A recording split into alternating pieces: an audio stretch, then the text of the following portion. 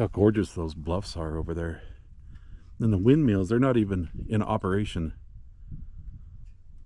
So what's the sense of having windmills when they're not even in operation? There's a few way over there in the distance that are kind of turning. So around here was the old town of Sligo, Colorado. The Chicago, Burlington, and Quincy Railroad constructed a rail line through the area in 1887, which connected Cheyenne and Sterling. Back in those days, they transported a lot of cattle between Cheyenne and Sterling. I think later on they transported flour as well. The post office in Sligo was established in 1908. The area around this cemetery, and I can't even see remnants of the old Sligo town. You would think you would see some kind of structures or foundations, but there's none. It was officially platted on November 24th, 1912. Sligo's post office shut down in 1941, and the rail line was abandoned around 1970. Burlington Northern Railroad had used it since 1941 to 1970. So here's the old cemetery. Let's go take a look.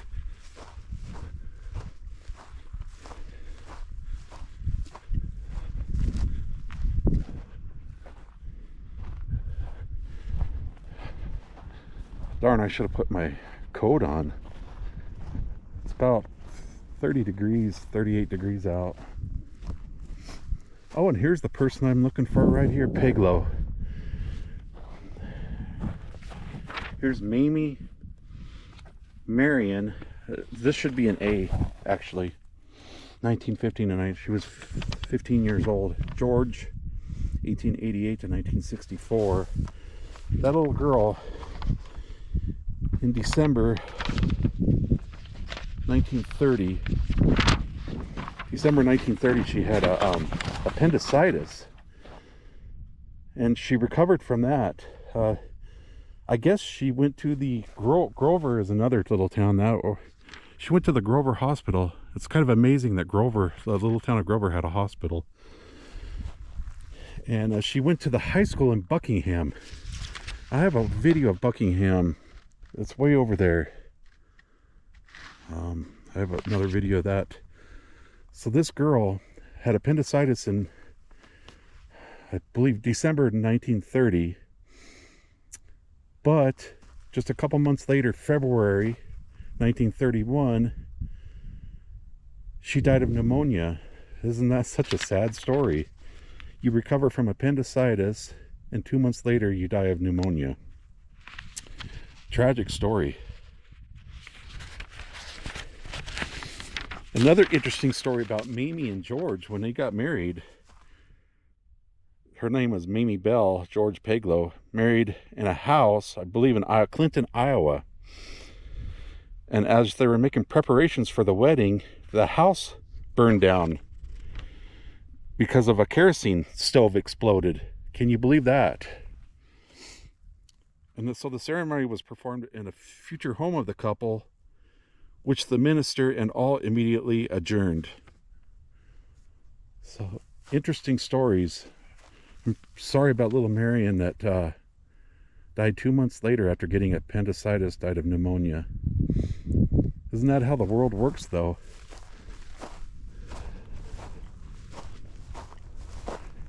Fritzler, August.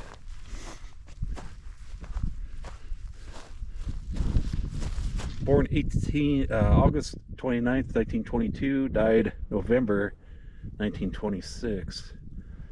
There's no date.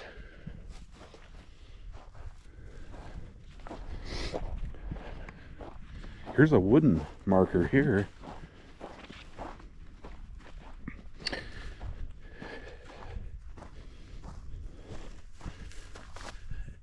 No information.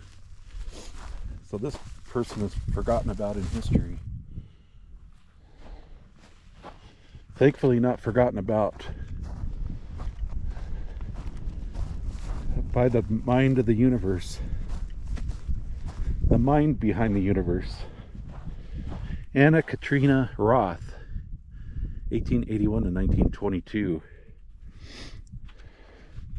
So then there was another little town around here called Coleman, and I'm not sure where that is either. Buckingham, which I talked about earlier, a prairie fire went through that town and burned a lot of the buildings. So my guess is that Sligo and Coleman had some kind of a prairie fire and it wiped it out.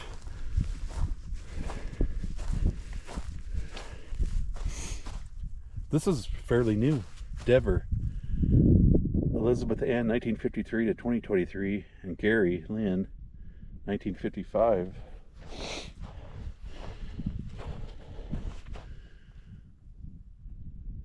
(1980 to 2022).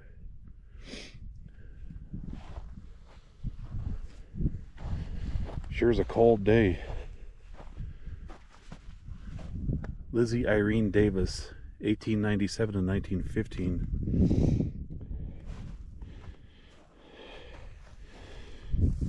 So here's a little bit about Miss Marion Peglow, the 15-year-old, was buried Sunday afternoon. Reverend Nelson of the Baptist Church in Briggsdale conducted the services at the Sligo schoolhouse. So there was a Sligo schoolhouse. Interment was in the Sligo cemetery. The funeral was the largest that has been seen in this section for many years. More than 80 cars went from the schoolhouse to the cemetery.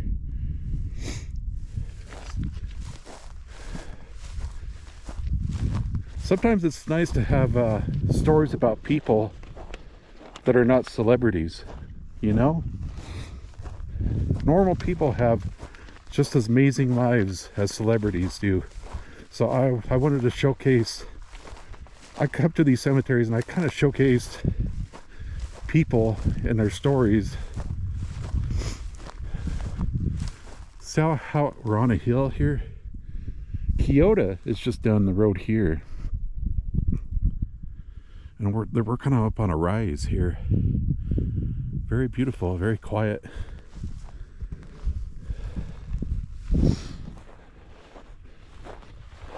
This is a big cemetery, but it's not completely utilized, is it?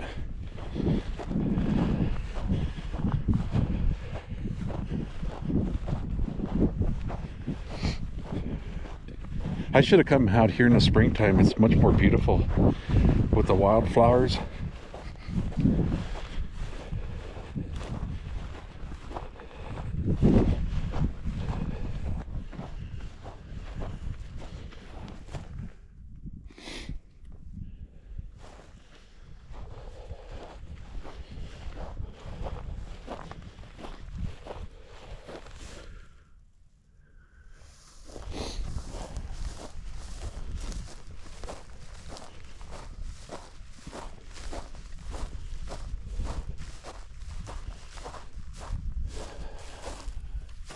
Hills are Peter, Christina, Eva, Anna, Thelma.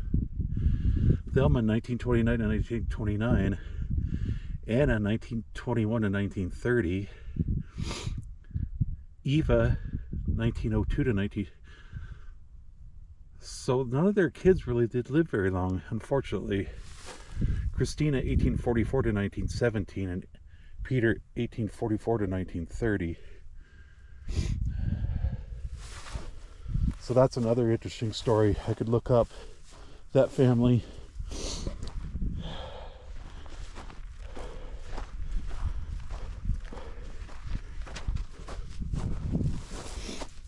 Eugene Bidson, 1915 and 1917.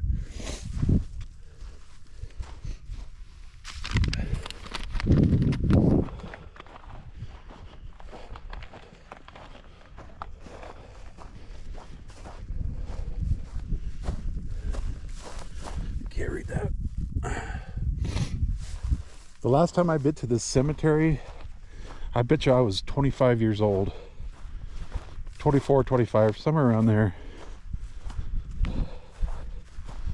And it hasn't changed much at all. if any.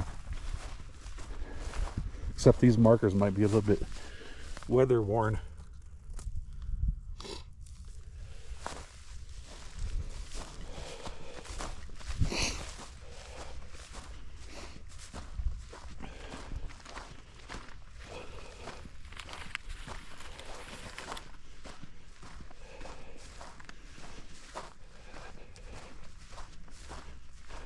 Yeah, the little Marion, she had family in Buckingham, Grover, probably even Kyoto, I bet. Briggsdale.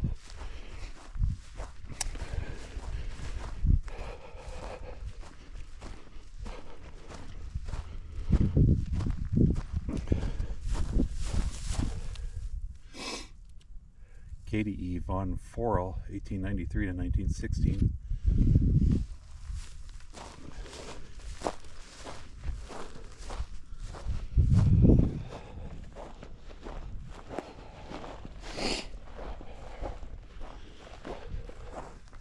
Father. Oh, this must be part of this here. William Davis. Lizzie Irene Davis, 1897 to 1915.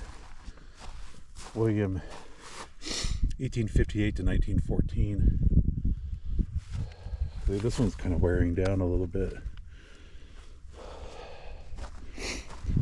Let's see, did I check these out? That's amazing. You can see the twin sisters from this distance. I see the twin sisters.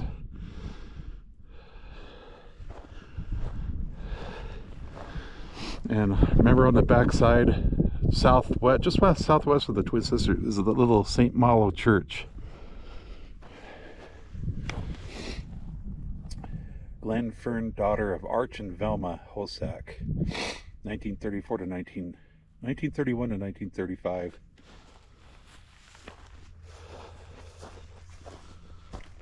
Dunlap.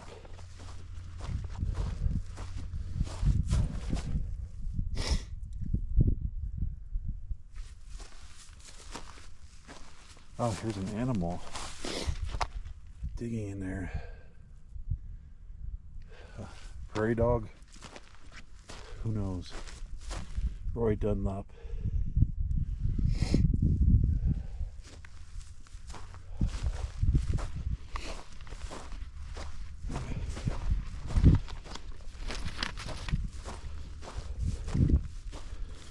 This one, no indication. There's a seashell there.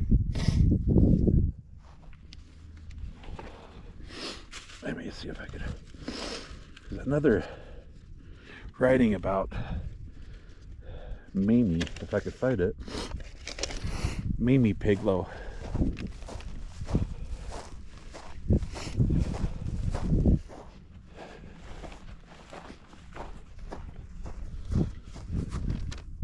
Nope. It's really cloudy today. Tomorrow is Thanksgiving. I couldn't find any information on George Piglow, but found some on Mamie. Mrs. Mamie E. Piglow of Grover died Friday, May 14th. Let's see what year she died. 1976.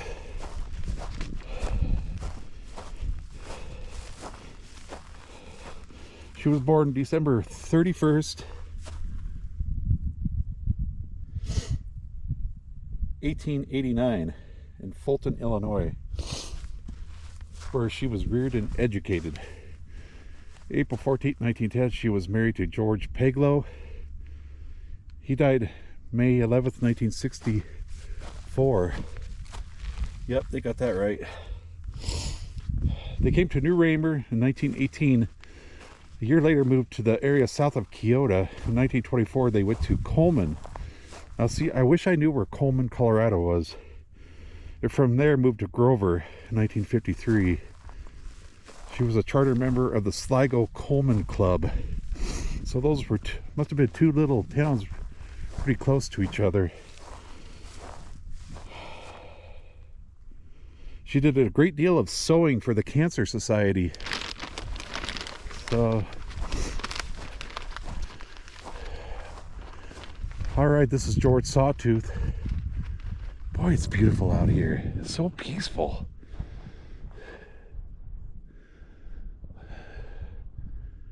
Not very sunny today, unfortunately. All right. I'm glad I came out here. Have a happy Thanksgiving.